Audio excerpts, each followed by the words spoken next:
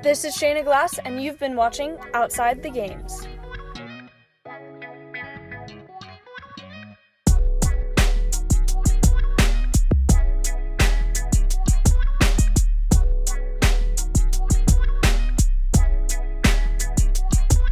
Thank you so much for coming into Outside the Games. We appreciate you coming in. We have a great guest for us today.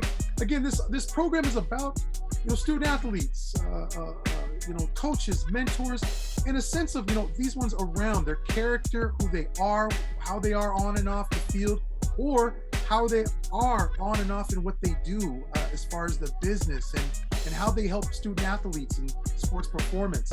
We have a great one today. We have Lorena Martin. She is a USC professor at the University of Southern California, the Trojan, go Trojans. She is with Sports Science Diversity Inclusion Association. Lorena, thank you so much for coming into Outside the Games. Welcome. Oh, hi. Thank you so much for having me. It's a pleasure to be here. Looking forward to our talk today. Yes. Nice to have you in. We always start the program out, though, with family. We believe that family is that foundation for any person, especially a former student athlete. And I always like to say, you never stop being a student. There's always something you can learn. So take me through, first of all, how would you define family and why, Lorena? Well, family, I think, is anybody that's, besides your immediate family and your distant family, anybody that supports you, your dreams, your goals. They don't have to be blood. I think family is encompassed by, the experiences that you go through and the people that show you the support during that time, as well as sharing similar values. That's what I define family as. Very important. Mm-hmm. What made you, let's talk a little bit about you, Lorena. Have people get to know Lorena Martin. What was it about sports that had you feel passionate about sports? I understand you played tennis. You were a tennis player, but what was it about the sports that really got you passionate about the game? So interestingly enough, before even tennis, I wanted to run track and field, and at first I thought, okay, well, maybe track and field, and then I went into cross country. And when I first started off in cross country, because I thought, okay, well, maybe I can pace myself, develop some endurance first. And this is very young. I'm talking about being in elementary or middle school. And I went into the races, and I think there must have been 110 or 115 runners, and I was like 101 in the beginning.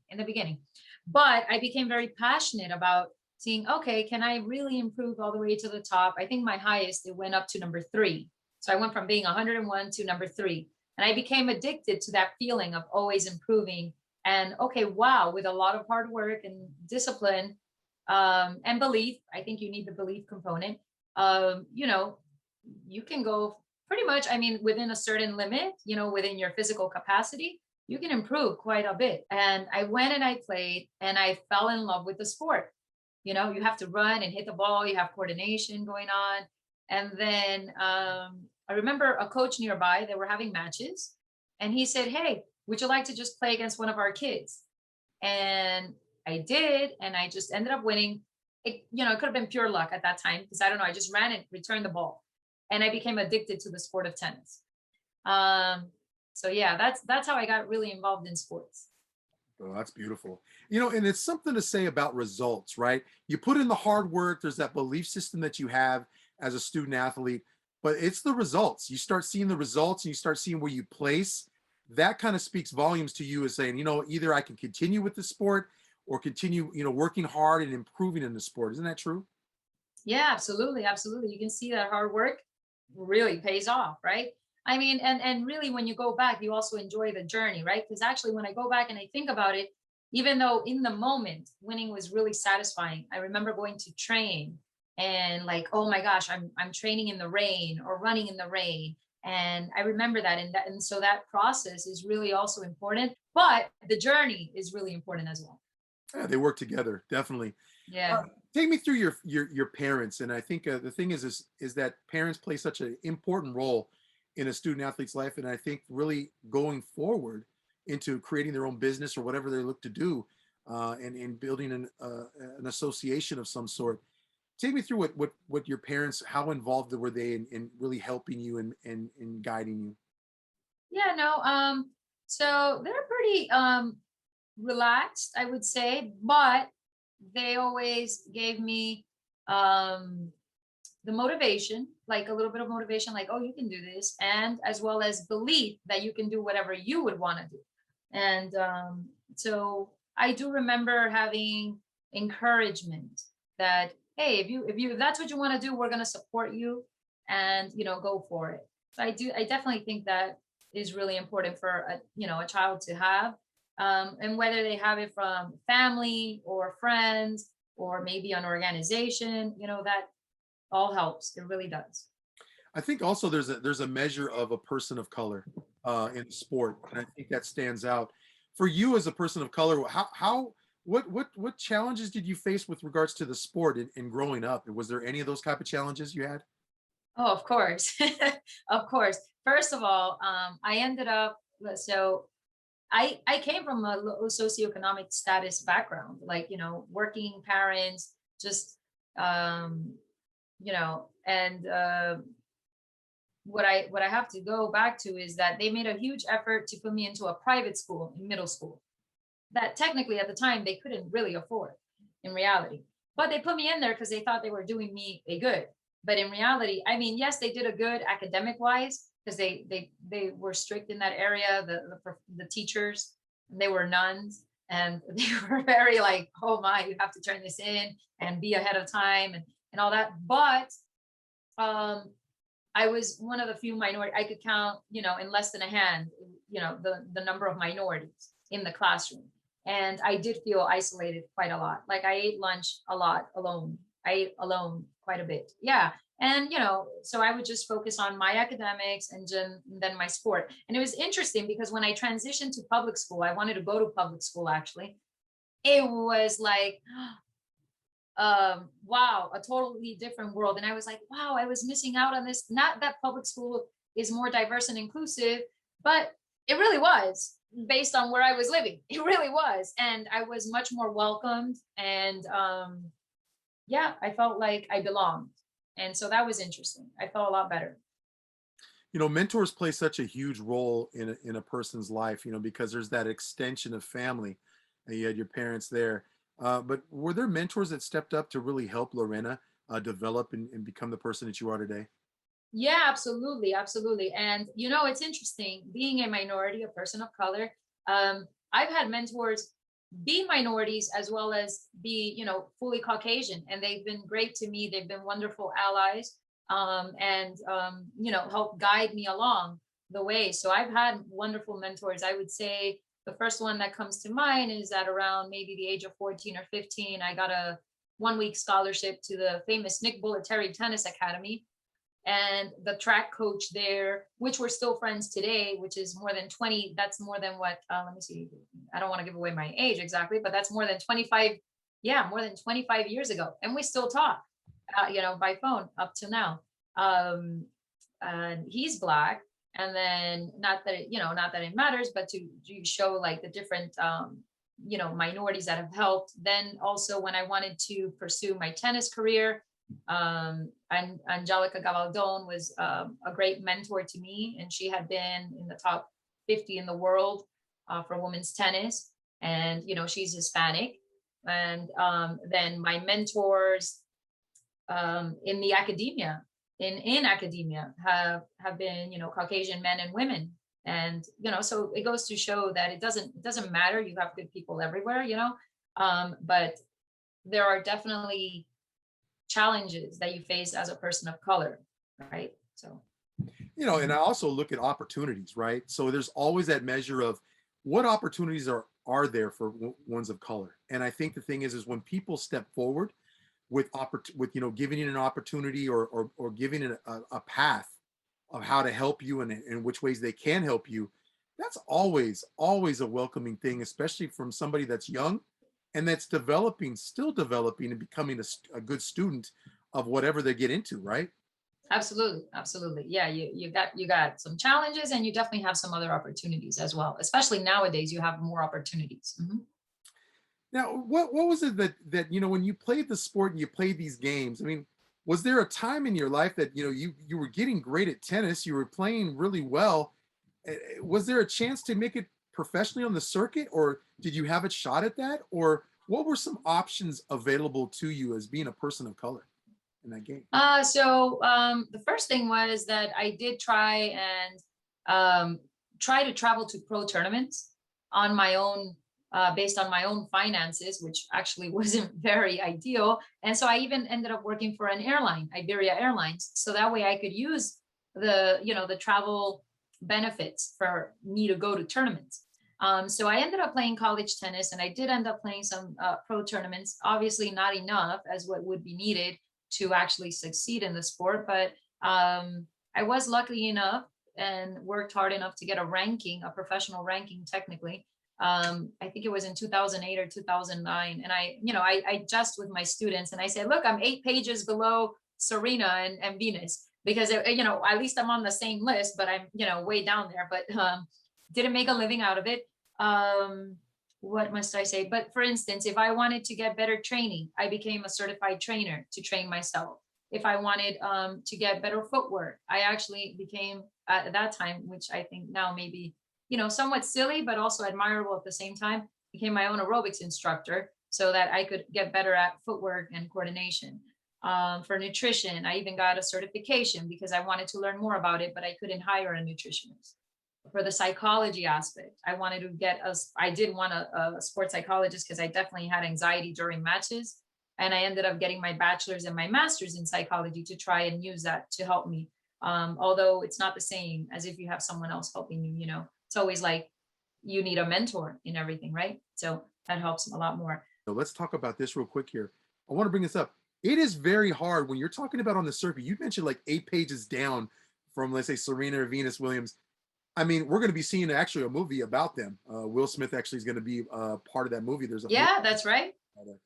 But it shows that there are so many. You talk about great names like Monica Seles and some of these individuals that started so young in their tennis career, but there is a lot of sacrifices, aren't there? That Oh yeah, absolutely. You're eating, you're sleeping, you're drinking, it's all tennis all the time. Is that true? Yes, it is true. I even had during high school, I was in homeschool, so that way I could improve my tennis, because I didn't want to go to college to play tennis, college tennis. I actually wanted to play pro. That's what you aspire to, being an athlete growing up, but I wasn't good enough. So then what I did is, one day I was actually training in the local community courts, and there was somebody there that was actually watching, and he recruited me to go to, at that time, St. Thomas University, and they gave me a scholarship, and I said, okay, I'll take it. I'm getting training, plus I'm furthering my studies. I could study psychology, so that way I can help improve sports psychology, is actually what I studied at that time, to improve my tennis, and I took it.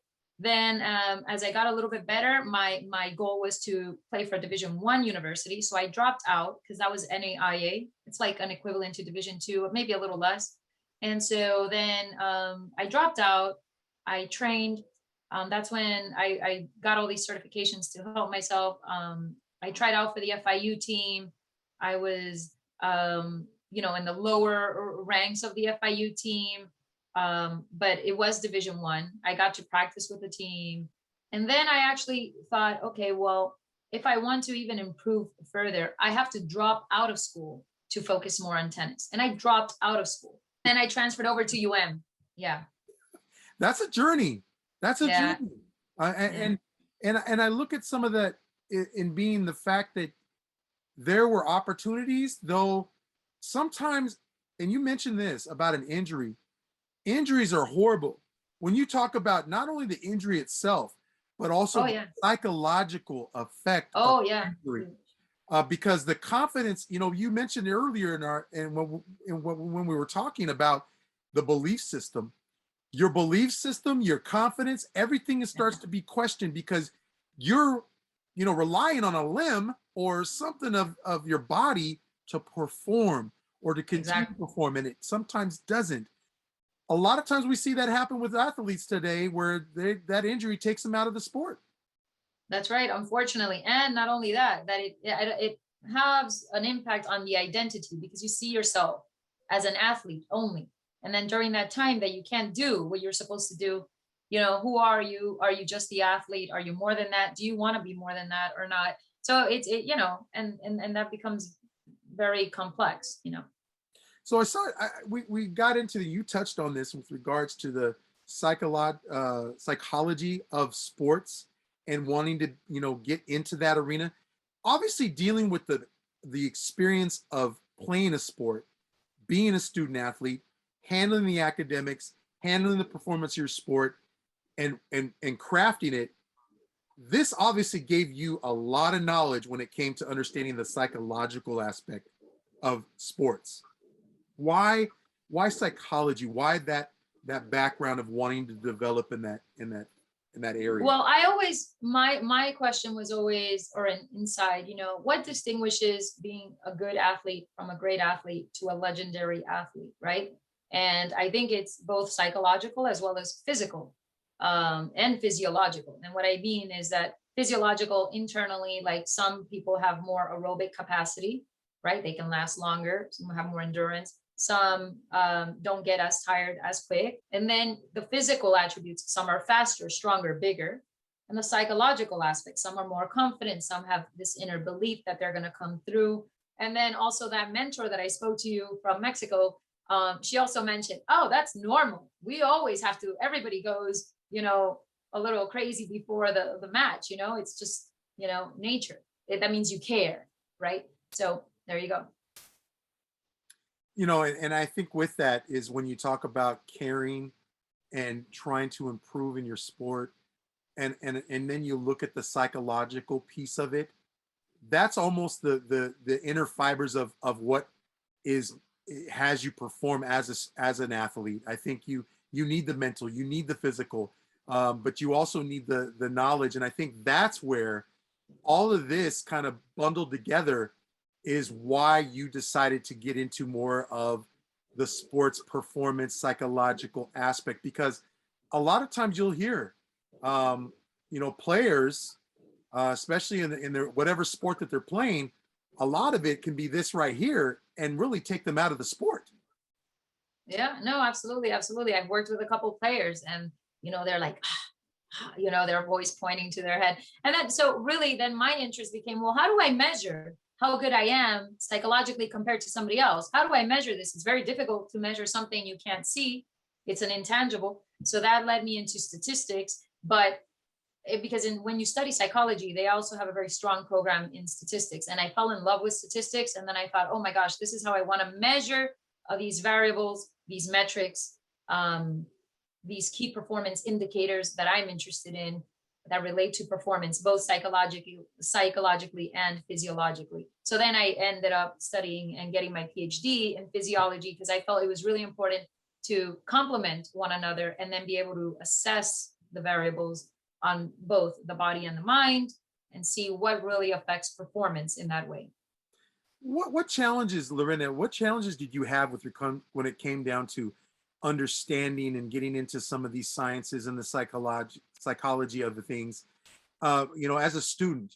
Obviously there are tools that help you. There's some challenges along the way, learning about a certain scope or, subject. Were there any challenges that you faced in regards to learning? Yeah, absolutely. So if you're referring to in academia, I mean, okay, learning all about the knowledge and getting the concept, but then, how do you apply it? And when you go to apply it, there's trial and error, right? Because every athlete is different. Every sport is different. Even player positions within the sport is different. And I think also the person's character. Which athlete are you going to be working with? Are you going to be working with someone that's more laid back or more type A? So all of that is a little challenging at first, right? Until you get the grasp of, okay, this is how you want to work with this type of individual, right? And this is how you want to, work with this other type of athlete. Yeah, because you have to tailor it to the student athlete or professional, in a sense of what works for them, because everybody's different that way. Well, I tell you, we're here with Lorena Martin. She is a USC professor, of course, with the Sports Diversity Science Inclusion Association, talking about sports and science, health, informatics and analytics. We'll be right back. I had this vision of what success looked like. It wasn't always about holding a trophy. It was the journey that I went through along the way. It takes years to get to greatness.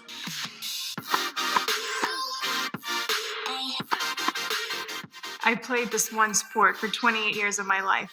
When you move on into a completely new territory, you don't know what to expect. I think through sport, I realized that so many things are in my hands. I want to take all the lessons from my past and contribute it to the future.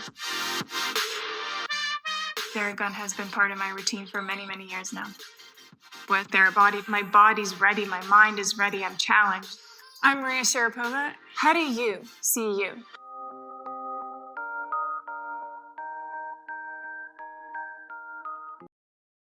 I'd like to welcome everyone back to Outside the Games here. We have Lorena Martin. Again, she's USC professor at University of Southern California, the Trojans, yes.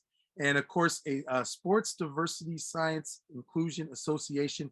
She's talking about analytics and performance and psychology when it comes to student athletes and and professionals even. We'll get into more about that. But Lorena, talk about how important the grind work is. When you talk about education, you felt that there was more to be done when it came to understanding and building that understanding of psychology and sports performance and analytics, correct? Oh, absolutely, absolutely. So for me, I mean, again, coming back from my family, they always ingrained in me that, hey, knowledge is power. Nobody can take that away from you. Nobody. So I just kept learning and learning and learning. And I went on after my doctorate, I went on to go ahead and receive basically an NIH grant, a diversity supplement, right? So there's an opportunity that I took on with UC San Diego School of Medicine, and I became a postdoc. I received my fellowship. In the beginning it was health behaviors, right? And then analyzing that data of health behaviors. So now instead of it being focused towards sports, in order to get a government grant, right? Things new typically are geared towards health promotion and prevention of chronic disease. So I shifted my mindset. I said, okay, I guess maybe it's not for me to be working in pro sports. Maybe I should focus on, preventing chronic diseases instead of preventing injuries. Got that opportunity, gave it my all. I learned. I was there for 3 postdoc fellowships, basically in spatial analysis, biostatistics, and epidemiology, which is really what amplified and elevated my level of stats knowledge. And then what happened, which brought me back into the world of sports and pro sports, is that while I was at UCSD, I was attending a conference on R programming. So it's one of the tools that you use to run the statistical analyses, and you need a little bit of programming experience. So I went to the conference, the Use R conference in particular. And while I was there, there was somebody that said, oh, wow, you have an interesting background in sports and stats. Why don't you write a book about it? And I said, well, I mean, I'm kind of doing my postdoc fellowship and I want to be a professor, was going that route. And, but I wrote it. Because of that, I believe that gave me the opportunity where the Lakers were interested. They had heard about the book. They reached out and I went in for an interview. And then that brought me back into the world of pro sports. Take me through, though, you're writing a book and you're going for an interview.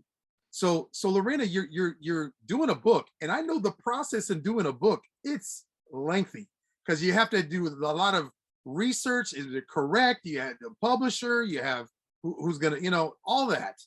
To get a chance to interview for the Lakers, what was that experience like? Because you had a lot going on. Well, yeah, I was able to publish the book, and then later I presented at the MIT Sloan Sports Analytics Conference, and then from there, that's when I got the call after from the Lakers. But that experience was definitely one of a kind. I went in, it was like a 3-hour interview. I didn't know necessarily who I was going to meet or interview with. And as I walk in, I see the GM, an owner of the Lakers, the coach of the Lakers walks in, as well. And the head athletic trainer as well was there, and some others that decided to show up in the meantime to meet. But it was an impressive group of individuals that were sitting at the table interviewing me for quite a few hours. Yeah. And I think the thing was, what did you have to do to prepare for that interview? Because you go into an interview, we've all been there, right? We're expecting, oh, you meet the owner maybe, or one person or two. That sounds like a panel. It was a panel of people.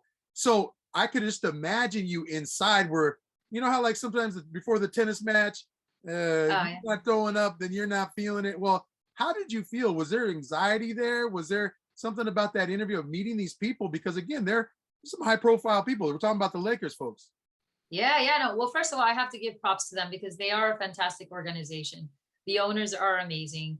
And even everybody that interviewed me that day, they were very professional, very welcoming, even, just for the interview. I didn't know what was going to happen afterwards, although I got an inkling, when something feels good. As far as preparation, I mean, the preparation had been done already years before, right? Everything from my bachelor's, my master's, my doctorate, my postdocs, the writing of the book, going through the sports experience myself. I wasn't as nervous for that or for any of the interviews as much as I ever was for like a tennis match, interestingly enough. And that's very strange. But I think it has to do, I don't know, because prepared so much academically and knowledge wise that it's so ingrained.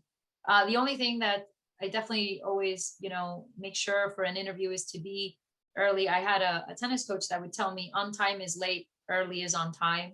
And that always stayed with me. So, yeah. Isn't that funny how you can grab little nuggets of teaching from a mentor or a coach that Yeah. all kind of hits you and it says, okay, I can apply this here. And it does well for you. So that's important.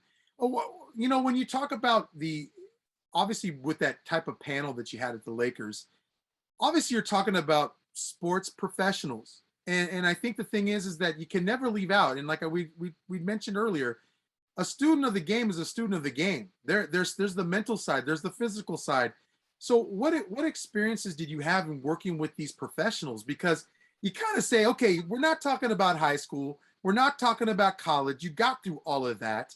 We're talking about professional. We're talking about now a business, as some NBA players would say. This is a business now. But there's that aspect of, really what you were learning and what you could apply in the preparation. What experiences did you have with working with professionals and professional athletes? No, it's definitely different than academia. I can tell you that. You have the knowledge base that you get in academia, but then to apply it, it takes a little bit of time. And I did receive some good advice also from the GM at the time, take some time to absorb and just observe and watch and learn, right? And see what's going on. So do that first. That's one thing. Also, another thing to note in pro sports is stay on task and stay focused in your area, right? And do a really good job in your area. There's that aspect, always being early, attentive, tactful. Mm-hmm. Yeah, I think the thing is what you're saying there, though, is you stay in your arena. But really, you stay in your arena because that's where you find yourself being effective. I think you make the most impact. When you find individuals that if they go outside of that, then you're starting to deal with some things that don't become what your important piece is. And, right. and you kind of get off. It's kind of like saying, okay, I know this subject, but now I'm getting off the subject. That's where you find yourself a little bit of getting in trouble. But was that important for you? So you were focusing on what you do well and stay in the parameters of what you know, right? Yeah, absolutely. Absolutely. And then make sure that when they come to you for whatever it is that they need, that you're ready and that you have it. So being prepared in that sense ahead of time. So for instance, the draft, now this is when Magic was my boss at one point. How many people can say Magic Johnson was their boss? And he was amazing too. So he was amazing with me. He was very kind and wonderful and authentic individual. And, they were drafting and they wanted to know my opinion.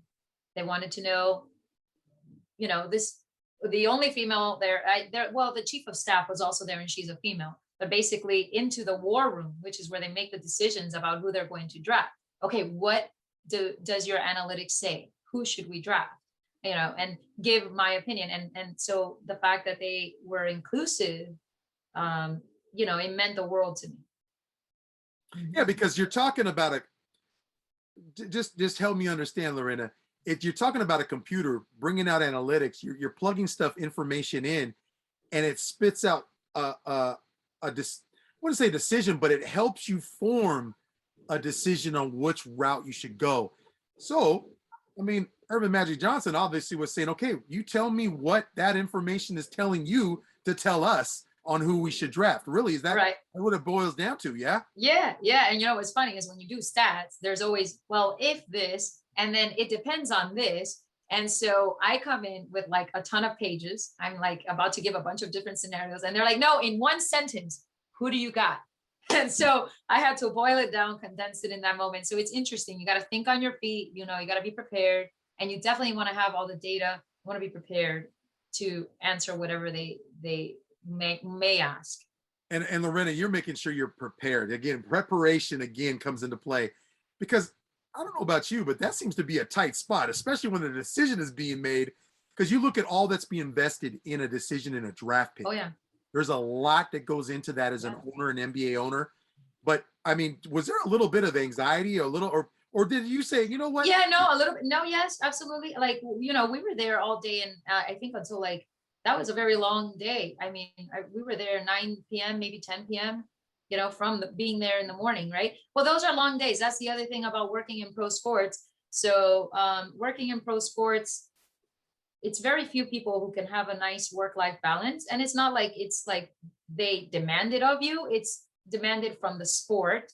And you become so passionate about it that sometimes you forget your own work-life balance, and it becomes a little bit unbalanced, right? So, but mostly everybody there, they understand the lifestyle and they've committed to it, and they accept it, that their lifestyle is, hey, I live for the team, basically.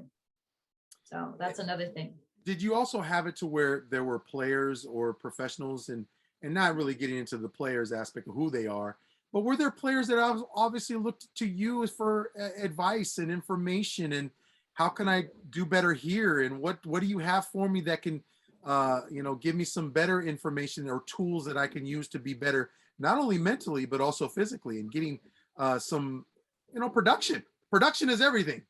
Yes, that's right. Results. So absolutely.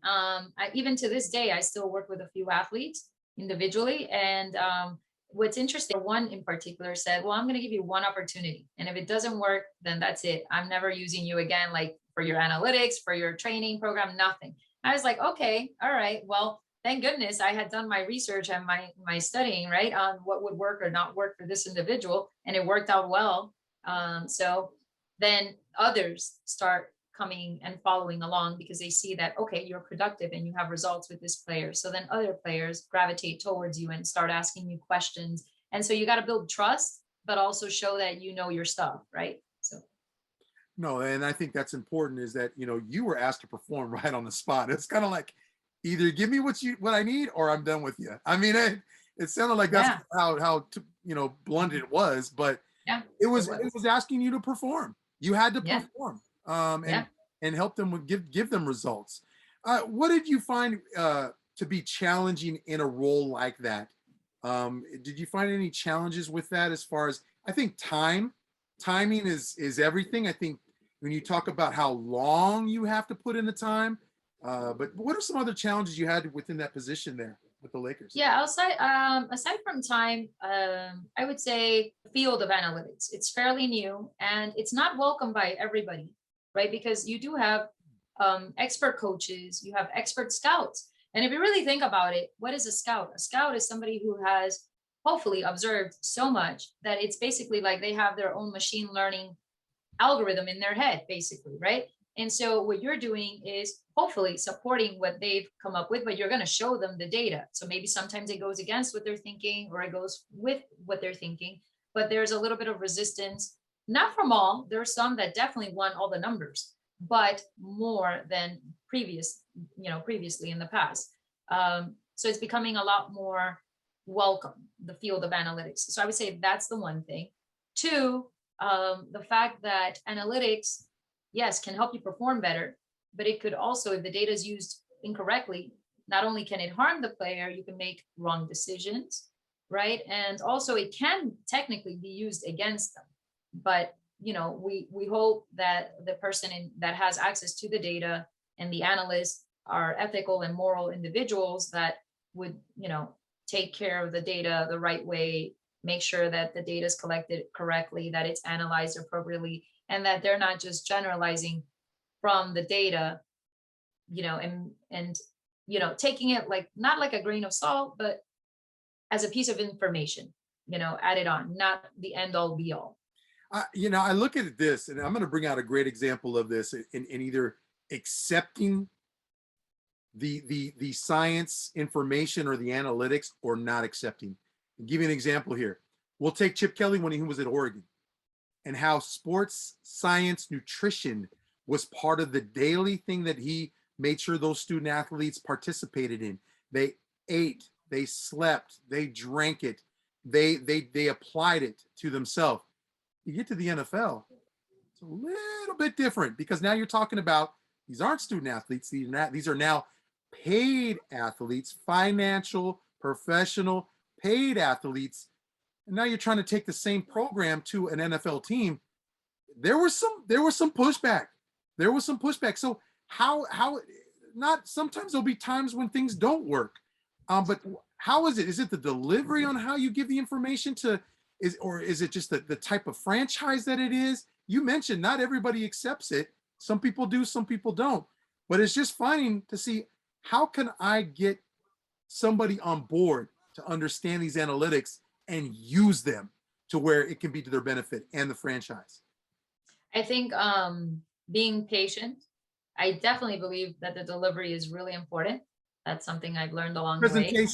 Presentation, Yes. delivery, communication, how you communicate. As a matter of fact, I had a colleague, I'm not going to say what team and so forth, but we had a colleague that also was in charge of a different aspect of analytics, and he hired somebody just to communicate the results to the coaches, because yes, so it's interesting. So communication, presentation of the data, and the interpretation of the data is really important.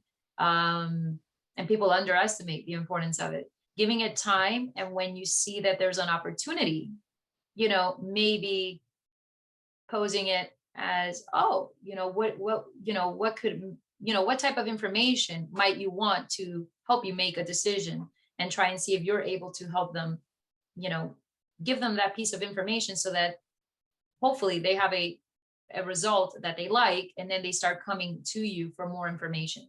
So yeah, Lorena, and to be honest, there are times when these analytics and these things can be like, you get a pat on the back. You're like, way to go. Well, this is good information. This is helping us. This is really working.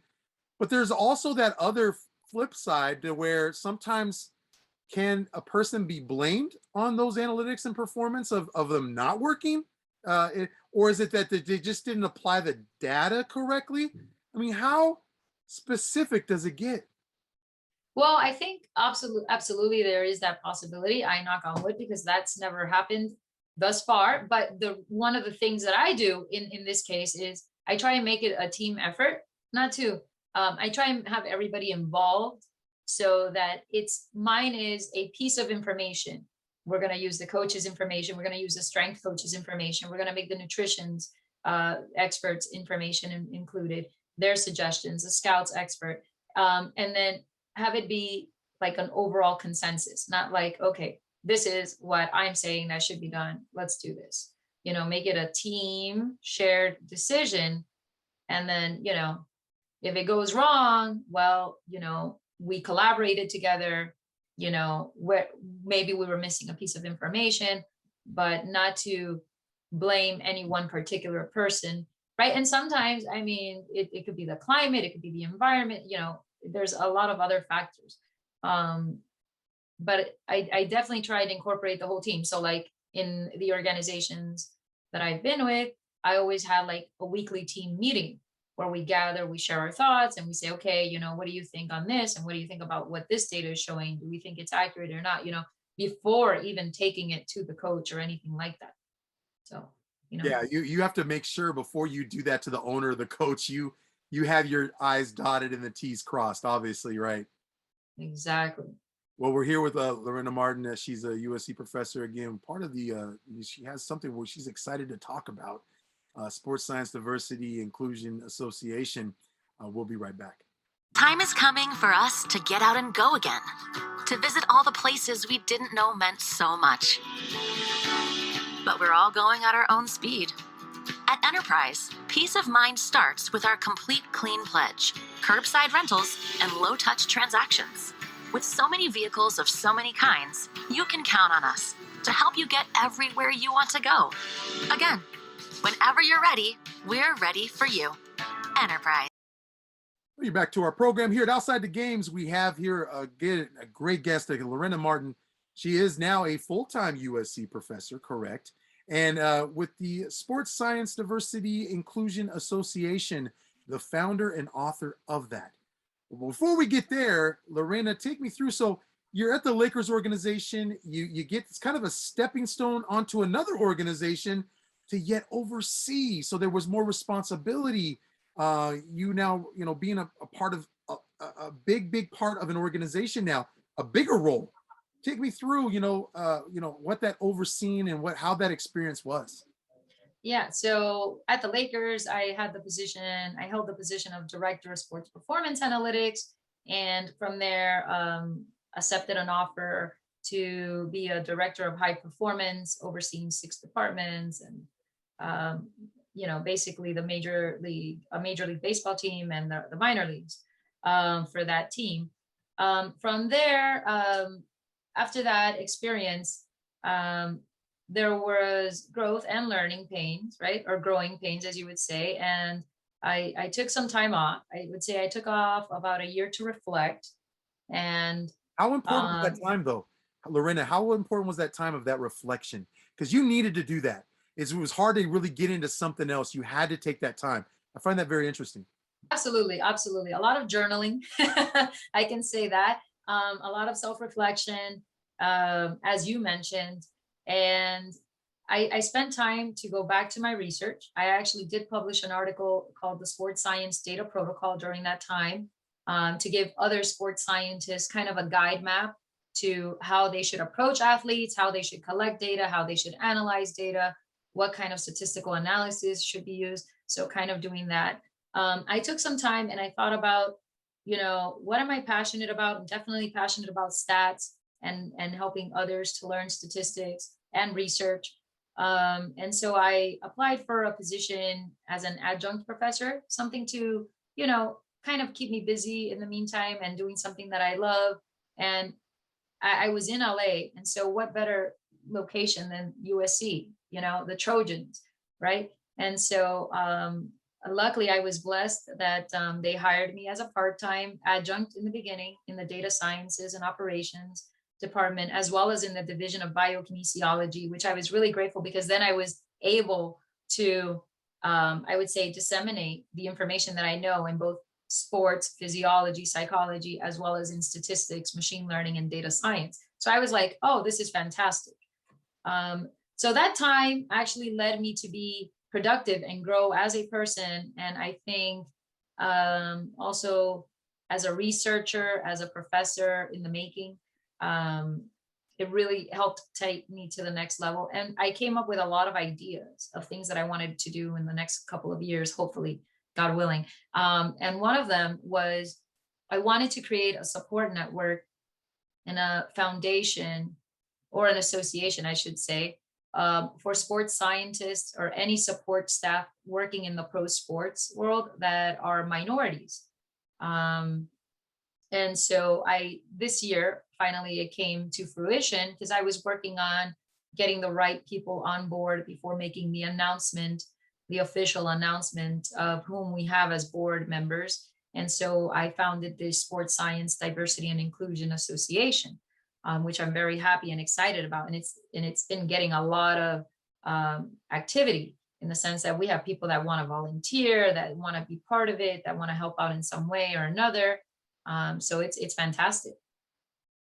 And I look at that as for outside the games, we believe community is everything. And I think that that's another level there in which you're getting into the community because you're involving those to be a part of something and to be a part of this, sports science diversity inclusion association, and how you've built this. When you decided to make this move, were there some questions you had about making a move like this, in building this? Because there's a lot of different levels, obviously, in building, because you got to find, people, board members. You're trying to be okay. So what are we trying to, what is our goals? What are we trying to get out of this? How do we, gauge performance? How do we encourage? And what do we do? Clinics? There's just so much to go into the research and trying to build this. Was there some things along the way you had to kind of like, okay, let me take this step 1, step 2, step 3? Well, that's why I had that time to reflect, that year or two. And I thought about all of that stuff. But really, I am so grateful for the experts that have decided to join and to support the initiative. It was interesting because when I reached out to them, they said, "Oh my God, it's about time. I've thought about something similar, but we never have time to put it together. And we always wanted something like this." And they're tremendous individuals who are very passionate also about helping minority sports scientists, strength and conditioning coaches, analytics staff, I could say physical therapist staff working in pro sports. And they're very passionate, but they're also extremely knowledgeable in their domain. So I am honored to have them as like my colleagues and be the board members of something that I created and that was passionate about. I think it was in the making, and it was just like, boom, it came together nicely. There's something to be said about those individuals, though, and I like this kind of point about, that I'm going to bring out here is, with those individuals, they come with different backgrounds, so Yeah. they've had their own research that they've conducted, their own experience within their field. That really makes the organization that you created very well rounded. I mean, that has to be something that you're very proud of in getting individuals like that. Oh, I'm more so honored and humbled that they wanted to join. I really am. They're such a great group. I mean, we have international members as well. So from FC basketball, we have from FIBA, we have from the NBA, from the Lakers as well, right? And from Sacramento Kings, from the NFL Atlanta Falcons. So we've got an amazing crew, and it's growing by the day, which is interesting. But no, we want to be inclusive, right? So we got to find a way to do this. And so now, rather than it be something that I'm developing, I want everybody's opinion in on it. And so everybody's collaborating us and making unanimous votes to make decisions as to what shall we do in this case for the infrastructure. Right. So for the minority ones, people of color that want to get involved in something like this, you're opening it up to them and wanting to be a part of the sports, science and analytics and getting involved.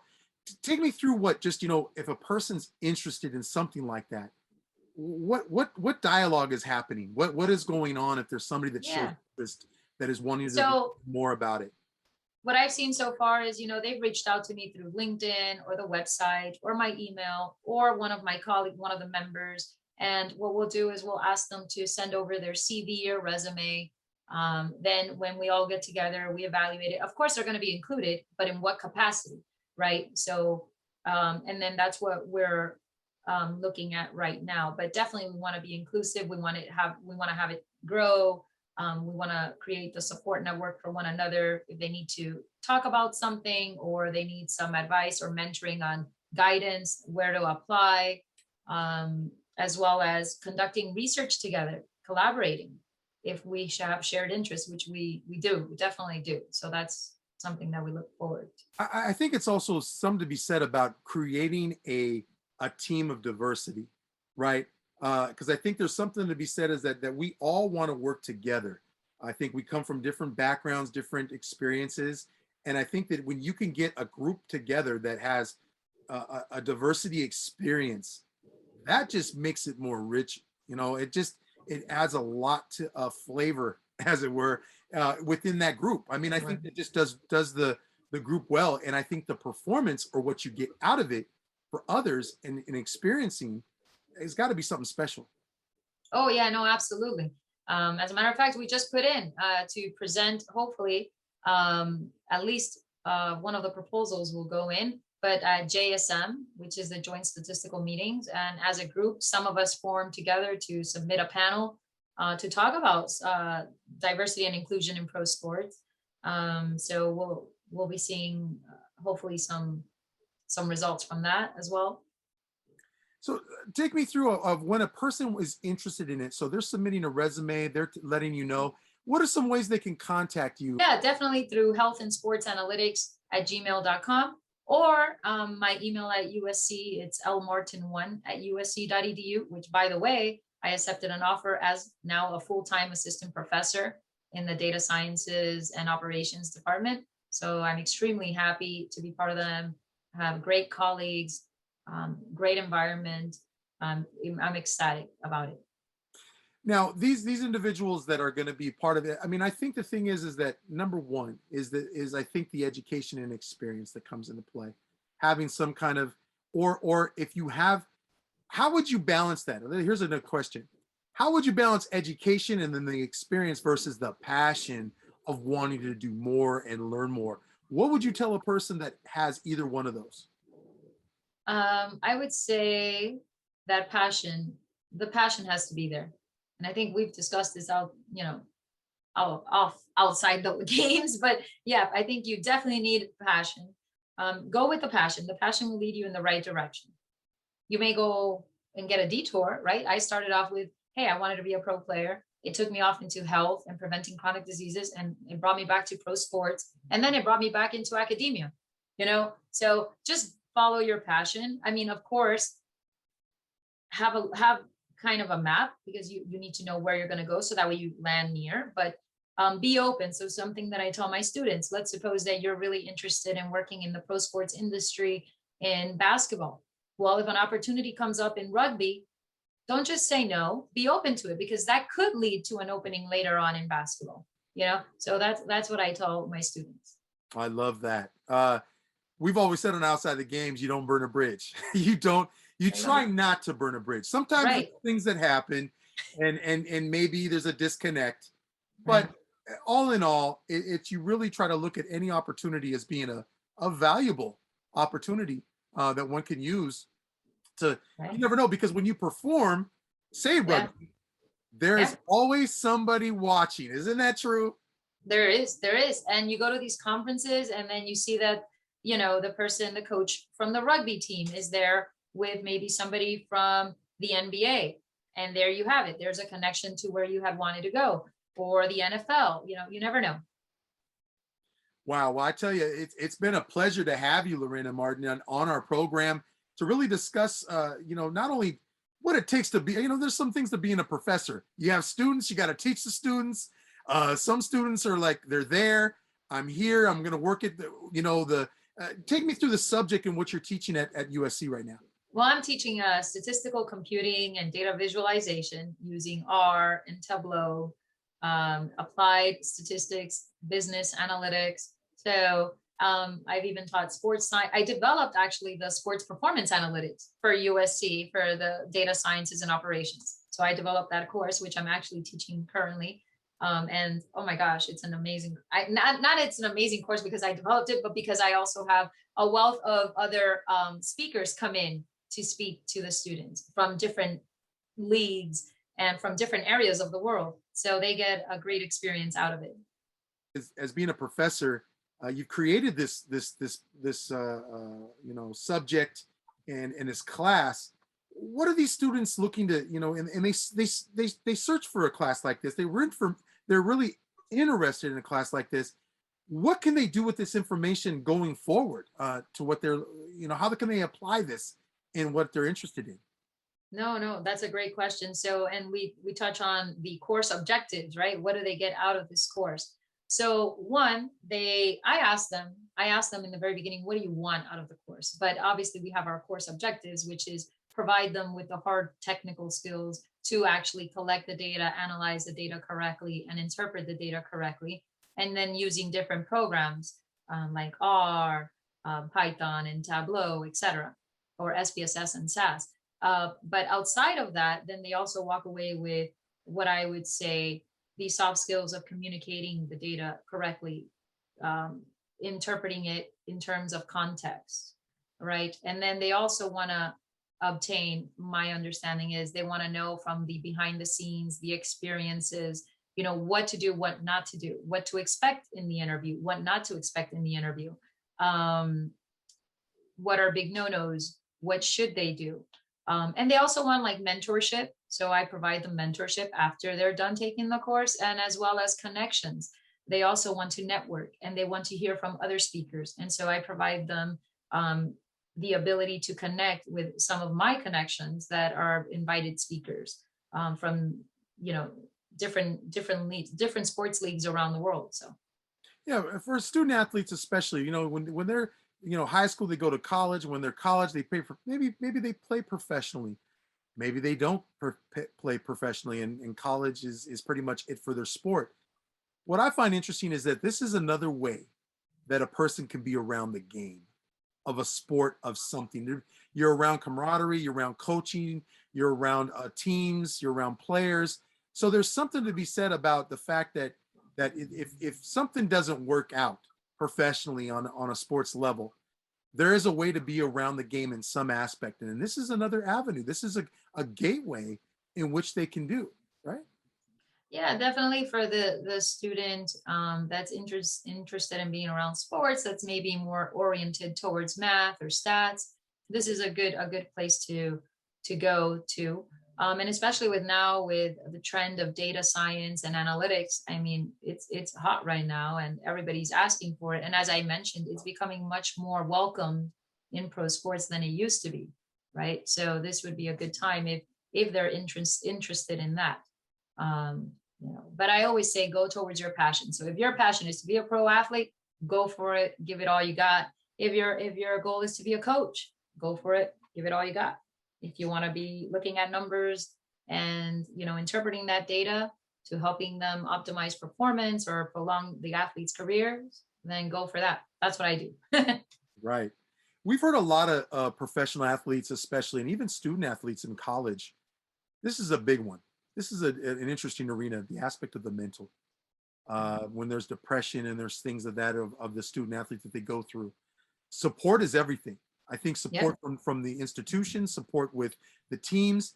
Is there an aspect of where you're seeing the mental side of the game, that being really huge and important? Because the mental can affect the results. It can affect the production when it comes to that athlete performing on a high level.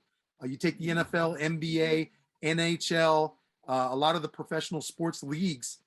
There's a lot of that. What would you say to a person that's wanting to get into maybe the mental side of things? Because there is sports analytics, performance, but some of that can deal with the mental side of things, correct? So interestingly enough, we have a whole session on psychological variables and how to measure them and how they impact performance.